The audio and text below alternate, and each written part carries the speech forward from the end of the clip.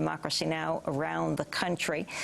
Just a few days ago, we were in Santa Barbara celebrating KCSB, the community radio station of the University of California, Santa Barbara. It was there that I met James Lee, a former Marine from California who served 2 tours of duty in Iraq in 2001 and 2004.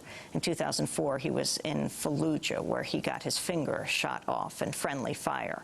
He's been back in Iraq more recently, this time as an embedded photographer. Lee is now a journalism student at San Francisco State University, filed reports from Iraq for the Golden Gate XPress. But earlier this month, Lee was abruptly de-embedded on April 2nd, just before General Petraeus was due to brief Congress on progress in Iraq. Lee was ordered to leave Basra just a few hours after he'd gotten there. I spoke to Lee while on the road in Santa Barbara. Count your experience. My name is James Lee.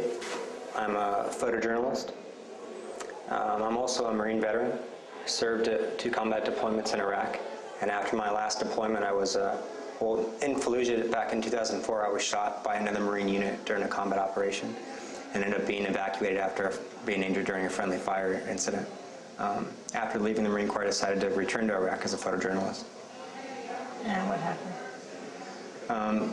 I was with the military for about 5 months total. My last assignment was in the city of Basra. I had become aware of a decline in the security situation in some neighborhoods around Baghdad and in Basra, and decided that I wanted to go down a photograph and to document the Iraqi Army's ability or inability to conduct independent combat operations in Iraq. I arrived in Basra after a 3-day convoy with Iraqi soldiers from Baghdad down to Basra. I was only in Basra about 4 hours when I was notified by the Public Affairs Office assigned to Basra that they didn't want any Western media in Basra covering the fighting, and that an aircraft was being dispatched down to Basra to pick me up to fly me back to Baghdad. What was the reason they gave? Originally, I was told that an order came directly from the office of General Petraeus that they didn't want any Western media covering the advance. And why? Because Petraeus was in Washington at the time, and they were concerned about images coming out from Basra that didn't support their mission at the time. Is that what you speculated, or that's what they said? That's what I was told by the public affairs officer. That's what he thought the reason was. I thought that it contradicted some guidelines that General Petraeus had published to his subordinate command directly relating to the media. And I had obtained Petraeus's personal phone number a few weeks earlier from a French reporter who had interviewed him.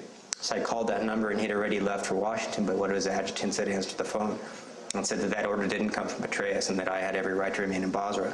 I notified the unit that I was with about that fact, and they changed their story and said, well, you're now able to stay. But about 2 hours later, they reversed their position and said now a new authority was ordering me out of Basra, and then it wasn't Petraeus. I was told that it was a 2-star Marine general. They wouldn't identify who he was. And later, once I arrived back in Baghdad after being forced to leave Basra, I was told that the order now came from the Iraqi army themselves. So they had quite a few reasons why I couldn't be there doing my job. Why didn't they want you to see what was the reality on the ground? The reality on the ground was more than 1,000 Iraqi soldiers refused to fight the Mahdi army, whether they were afraid that they didn't have the ability to do it or they didn't believe that they should be fighting the Mahdi army. For whatever reason, many of them put down their weapons and refused to go into Basra and fight the Mahdi army. And I think those images would have been very powerful, and I think it would have created a lot of doubt on the part of the American public about the Iraqi army's commitment to coalition missions in Iraq. What was Fallujah like when you were there as a soldier? Extremely chaotic. We had surrounded the city of Fallujah. What month was this in 2004? April. The first siege. The first siege. The city had basically been evacuated by most people, but there were still pockets of some civilians who decided to remain behind and safeguard their homes and shops. And how long were you there then, before you were shot?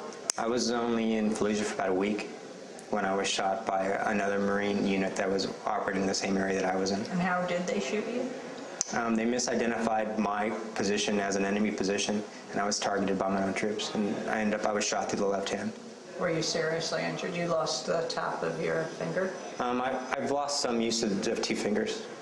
They reattached the middle finger, and I remained attached for about a year, and then they decided that it would be best to remove it, so they amputated it after about a year. What was the difference between being a soldier and an embedded journalist? The ability to ask questions and to interact, I think, on a more intimate level with Iraqi civilians. I mean, I had no interaction really with Iraqis while I was wearing a uniform. It wasn't until I returned as a civilian journalist that I had the chance to sit down and speak with Iraqi interpreters and those Iraqis that did speak English. Did your view of Iraq change? Speaking to Iraqis? I think it did. It was my first opportunity, I think, to meet Iraqis. I mean, I'd been to Iraq twice before, once for the invasion and once for the Battle of Fallujah during my second deployment, and I never had the chance to interact with an Iraqi. And it wasn't until the end of 2006 when I returned to Iraq that I had the chance to sit down and speak with Iraqis for the first time.